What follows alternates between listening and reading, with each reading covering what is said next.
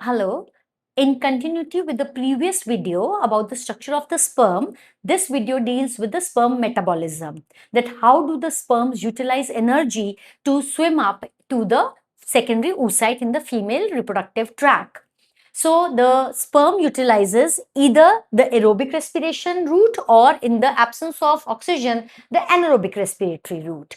So let us first talk about the aerobic respiration. When the oxygen is available, they utilize either the endogenous substrates, that is the endogenous respiration, and the exogenous respiration, that is the substrates which are utilized by metabolism.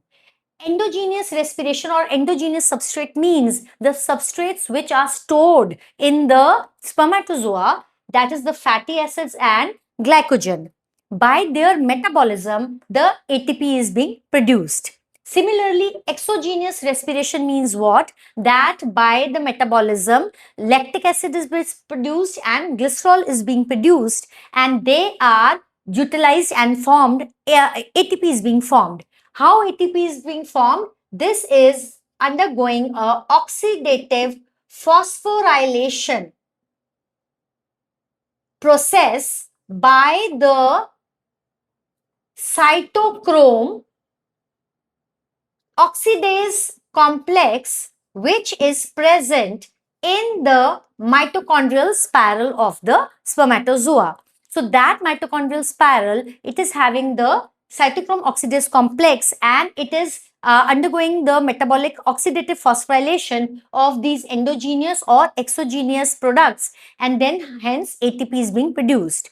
Once ATP is being produced, it undergoes the metabolism. ATP is degraded to form ADP, phosphate, and energy is being liberated by the enzyme ATPase enzyme. Now, where is this ATPase enzyme present? If you remember in the previous video, I had talked about that in the periphery or surrounding the mitochondria in the middle piece and in the peripheral region of the tail, there were dense fibers present. And dense fibers, I had told you they were alpha, beta and gamma fibers. So these alpha and gamma fibers which are present in the peripheral region of the tail, they are having the ATPase enzyme, which the ATP produced thus is broken down into ADP and phosphate, and energy is being liberated. This energy facilitates the flagellar movement of the spermatozoon, and that leads to the sperm motility.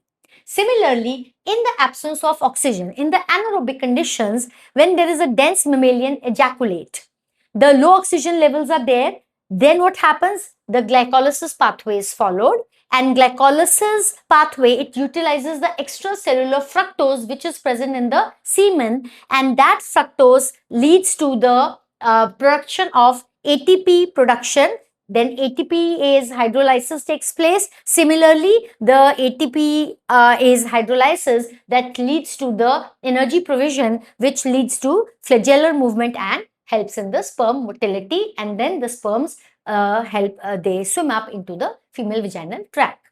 So I hope you have understood this, and these two pathways, again, from your examination point of view, are quite important, and the details of it are also present in the notes prepared by me. Thank you.